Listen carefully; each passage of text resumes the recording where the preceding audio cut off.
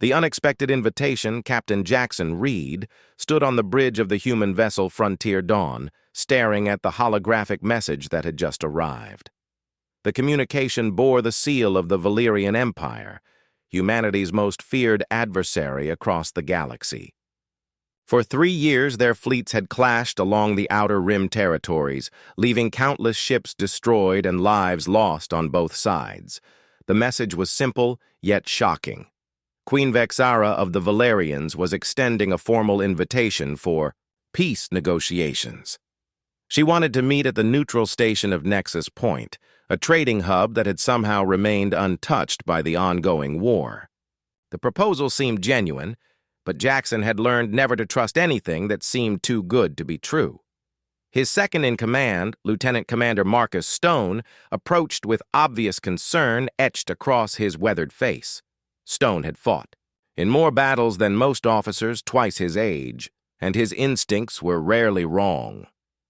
"Captain, this feels like a trap. The Valerians have never shown interest in peace before. Why now?" Jackson nodded thoughtfully. The Valerians were known throughout the galaxy as ruthless conquerors. Their technology was advanced, their ships powerful, and their tactics brutal. They had enslaved dozens of species and shown no mercy to those who opposed them. Yet here they were, offering to talk instead of fight. "Maybe they're finally realizing that humans aren't as easy to defeat as they thought," Jackson replied, though doubt crept into his voice. The war had been costly for both sides, but humanity had proven surprisingly resilient. Their ships might not be the most advanced, but human creativity and determination had led to several unexpected victories. The bridge crew exchanged uncertain glances. Everyone knew the stories of Valerian cruelty, but they also knew how desperately both sides needed this war to end. Resources were running low, and morale was beginning to crack under the constant pressure of battle. Chief Engineer Riley Park looked up from her console, her bright eyes reflecting both hope and skepticism. "Sir, if there's even a small chance this is legitimate, shouldn't we try? My team has been working around the clock just to keep our engines running. We can't sustain this war much longer." Jackson weighed his options carefully. As captain, the lives of his crew and the future of humanity's expansion into space rested on his decisions. The invitation specified that he could bring a small diplomatic team, and the meeting would be held under the protection of Nexus Point's neutral status. After several minutes of contemplation, Jackson made his choice. "Prepare a diplomatic shuttle. We'll meet with Queen Vexara, but we go in ready for anything. Stone, select your best security team. Park, I want every scanner and detection device we have running. If this is a trap, we'll be ready for it." The die was cast. Within hours, they would face the most dangerous enemy humanity had ever encountered, not in battle, but across a negotiation table. The Queen's domain. The journey to Nexus Point took 18 hours through hyperspace, giving Jackson plenty of time to study everything known about Queen Vexara. The Valerian ruler was an enigma wrapped in mystery. Unlike other Valerian leaders who ruled through fear and brute force, she had risen to power through cunning and strategic brilliance. Her military campaigns were legendary for their precision and psychological warfare. As the Frontier Dawn dropped out of hyperspace, the massive structure of Nexus Point filled their view screen. The station was a marvel of engineering, built by an ancient race that had long since vanished. Its rotating rings and glowing energy conduits created a mesmerizing display against the backdrop of space. "Captain, we're receiving docking instructions," reported Communications Officer Tony Vance, his voice tense with anticipation. "Bay 7, as specified in the original message." Jackson straightened his diplomatic uniform and gathered his team. Along with Stone and Park, he had chosen Dr. Jennifer Hayes, their xenobiologist and cultural expert, to help navigate the complexities of Valerian society. The four of them boarded the diplomatic shuttle, leaving the ship under the command of his trusted first officer. The docking bay was surprisingly quiet when they arrived. Instead of the expected crowd of Valyrian warriors, they found only a small honor guard dressed in ceremonial armor. Their leader, a tall Valyrian with intricate tattoos covering his pale blue skin, stepped forward and bowed respectfully.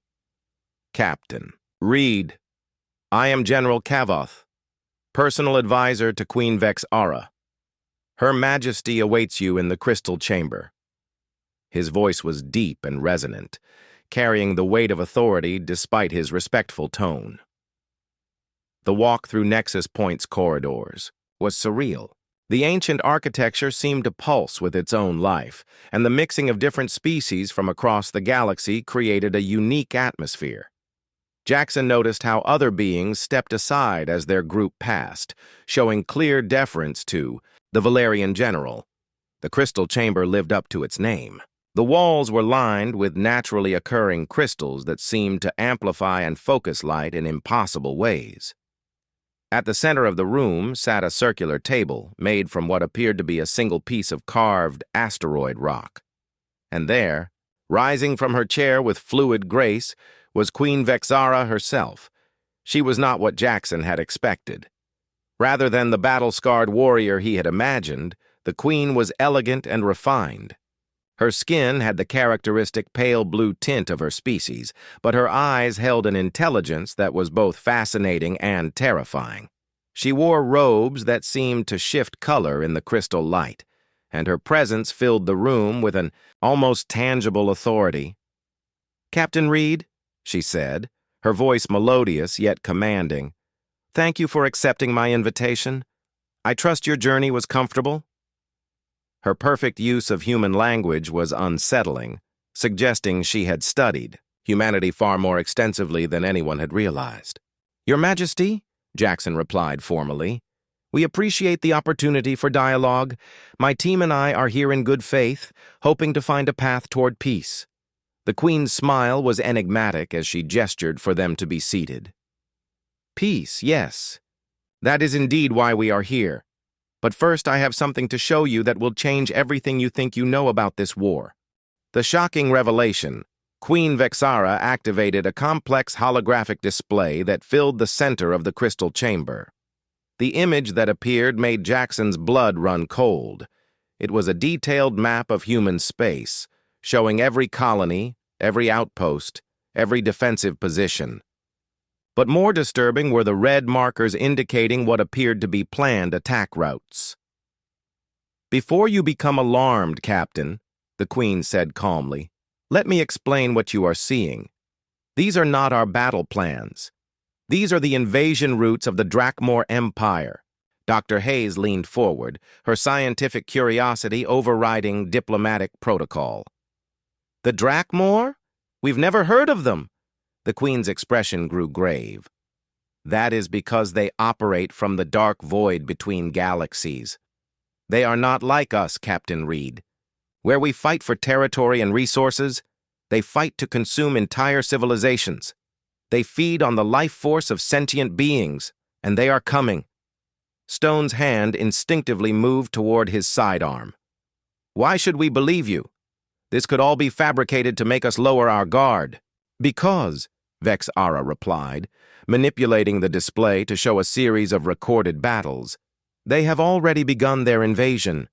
3 of our outer colonies have been completely destroyed. Not conquered, Captain, destroyed.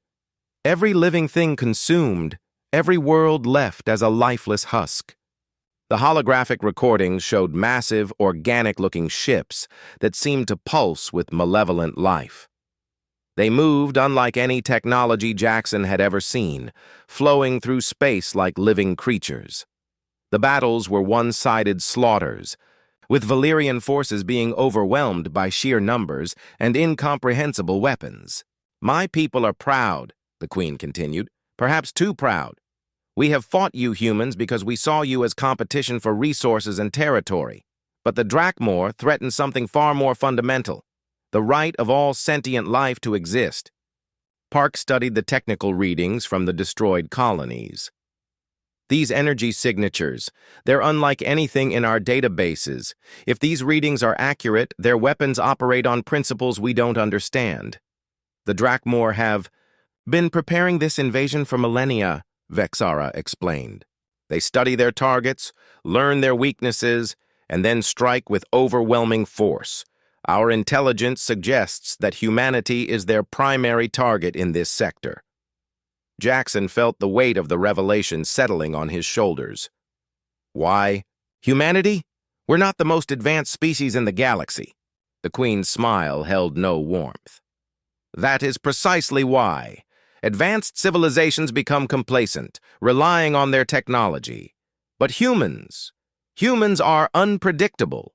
You adapt, you innovate, you fight against impossible odds.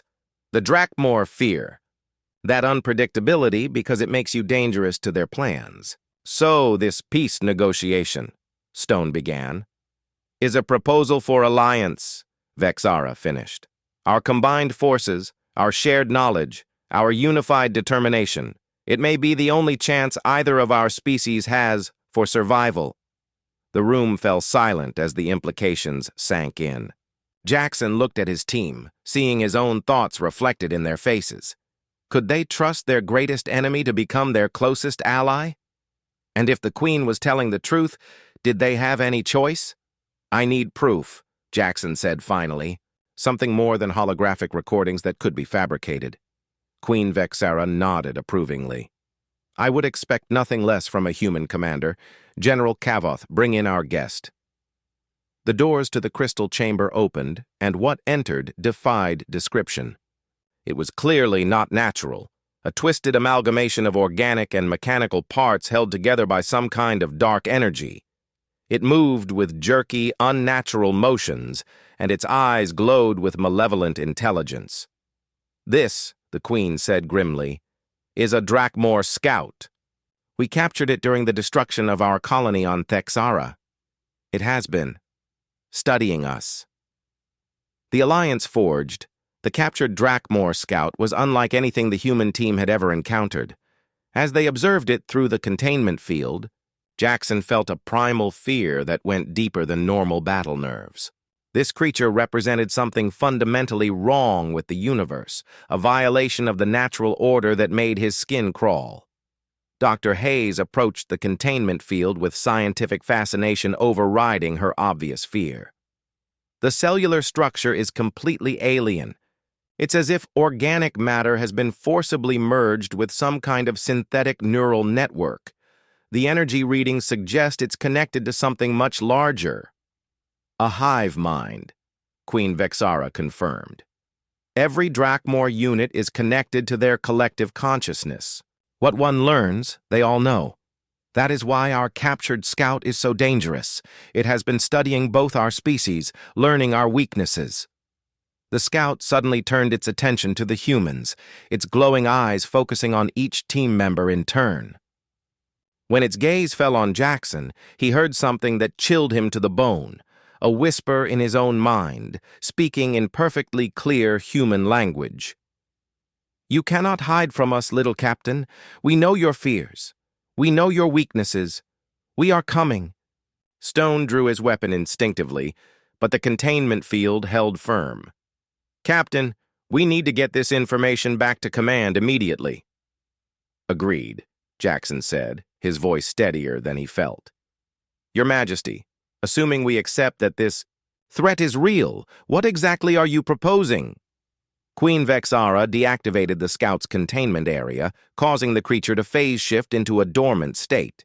A full military alliance, shared technology, joint command structures, combined fleets. The Drakmor invasion force will arrive in this sector within 6 months. We need to be ready. Park was studying the technical specifications Vexara had provided. Captain, their shield harmonics could complement our weapon systems perfectly, and their bioorganic technology might help us develop defenses against these Drakmor weapons. What about command structure? Stone asked pragmatically. Our forces have been trying to kill each other for 3 years. How do we suddenly become allies? Through necessity, the Queen replied, and through a demonstration of trust.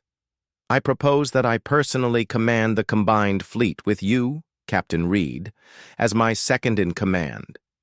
your tactical creativity, and my strategic resources. Together, we might achieve what neither could alone." Jackson considered the proposal carefully. Accepting would mean trusting someone who had been humanity's enemy just hours before, but refusing might mean the extinction of both species. "I'll need to contact my superiors. This decision is beyond my authority." "Time is a luxury we do not have," Vexara said urgently.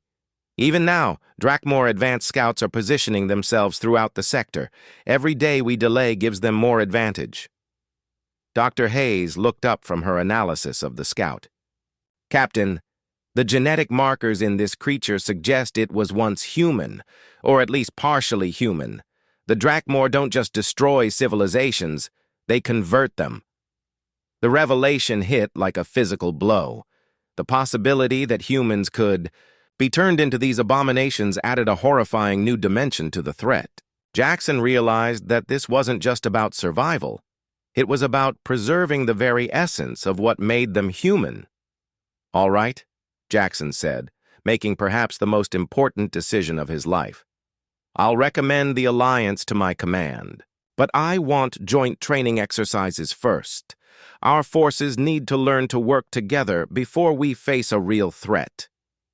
Queen Vexara's smile was the first genuinely warm expression he had seen from her. "Agreed. General Kavoth will coordinate with your military leaders. Captain Reed, I believe this is the beginning of something unprecedented. Two species, former enemies, united against a threat that could destroy everything we hold dear." As they prepared to leave Nexus Point, Jackson couldn't shake the feeling that they were standing at a crossroads of galactic history. The choices made in the coming days would determine not just the fate of humanity and the Valerians, but the future of all sentient life in their sector of the galaxy. Humanity's Hour. 3 months after the Alliance was forged, the combined human-Valerian fleet hung in space above the frontier world of New Geneva. What had once been humanity's most distant colony was now the first line of defense against an enemy that threatened to consume everything in its path. Captain Jackson Reed stood on the bridge of the command ship Unity, a massive vessel that represented the best of both human and Valerian technology. The integration had not been easy. Human crews, accustomed to improvisation and creative thinking, had clashed with Valerian forces trained for precision and strict hierarchy. But necessity had driven them to find common ground, and the results were remarkable. Human tactical flexibility, combined with Valerian technological superiority, had created something neither species could have achieved alone. "Captain," reported Lieutenant Chen Wu, the human communications officer, "we're receiving distress signals from the outer sensor grid. The Drakmor invasion force has arrived. The main display activated, showing a sight that would haunt Jackson's dreams forever." The Drakmor fleet was massive, hundreds of organic ships that pulsed and writhed like living creatures. They moved in perfect coordination, flowing through space like a plague of cosmic locusts. At their center was a command vessel so large, it defied comprehension, its surface covered in what appeared to be millions of smaller creatures. Queen Vexara, now Admiral Vexara of the combined fleet, stood beside Jackson with grim determination. "They're even more numerous than our intelligence suggested, but we have advantages they don't expect." The first wave of Drakmor scouts approached the defensive perimeter, and the battle began. Human ships, enhanced with Valerian shield technology, darted between the larger enemy vessels like angry wasps. Their weapons, now calibrated with Valerian energy harmonics, tore through Drakmor bioarmor with devastating effectiveness. But the enemy adapted quickly. Within minutes, their defensive capabilities began to shift, countering the Allied attacks with frightening efficiency. It was clear that brute force would not be enough to win this battle. "Admiral," Jackson said, "it's time for the human contingency plan." Vexara nodded grimly. They had developed this strategy based on humanity's greatest strength, unpredictability. Instead of fighting the conventional battle the Drakmor expected, they would do something no logical commander would attempt. "All units," Jackson announced over the combined fleet channel, "execute Protocol Chaos. What happened next defied every principle of military strategy. The Allied fleet scattered in seemingly random directions, with individual ships acting independently rather than maintaining formation. To outside observers, it looked like complete panic. But there was method to the madness. Each human captain had been given the freedom to act on their own initiative, using their natural creativity and improvisational skills. Meanwhile, Valerian forces provided precision support. Their advanced sensors and weapon systems complementing human unpredictability. The result was a battle unlike anything the galaxy had ever seen. Captain Sarah Kim of the Defiant used her ship's enhanced engines to perform impossible maneuvers, dancing between Drakmor vessels while targeting their neural nodes. Commander Pavel Vasquez led his squadron in a synchronized attack that appeared chaotic but was actually carefully choreographed to exploit enemy blind spots. The Drakmor, despite their collective intelligence, could not adapt to the constantly changing patterns of human behavior. Their hive mind, which had been their greatest strength, became a liability as they struggled to process the chaotic data from the battlefield. "It's working," reported Valerian Tactical Officer Zev Ara. "Their coordination is breaking down. The hive mind cannot process random patterns." But the real turning point came when Dr. Hayes, working with Valerian scientists, activated their secret weapon, a virus designed to disrupt the Drakmor neural network. It had been created by studying the captured scout, and it spread through their communications like wildfire. The massive command vessel at the center of the Drakmor fleet began to convulse and fracture. Its bioorganic hull split open, revealing the horrifying truth. It was not just a ship, but a living entity made from the consumed essence of countless civilizations. As the command entity died, the entire Drakmor fleet lost cohesion. Ships drifted aimlessly, their crews disconnected from the hive mind that had guided them. The Allied forces pressed their advantage, methodically destroying the invaders before they could reorganize. When the last Drakmor vessel fell silent, a cheer erupted across the combined fleet. Humans and Valerians celebrated together, united by their shared victory against an enemy that had threatened the very existence of sentient life. "Captain Reed," Admiral Vexera said, her voice filled with genuine respect, "your species has taught us something valuable today. Sometimes the most logical strategy is to abandon logic entirely." Jackson smiled as he looked out at the stars. "And your people taught us that sometimes you need precision to make chaos effective. Together, we're stronger than either of us could be alone." The alliance that had been born from necessity had become something greater, a partnership that would reshape the galaxy. Humanity's greatest strength had always been their ability to adapt and overcome impossible odds. Now, with the Valerians as allies, they were ready to face whatever challenges the universe might throw at them.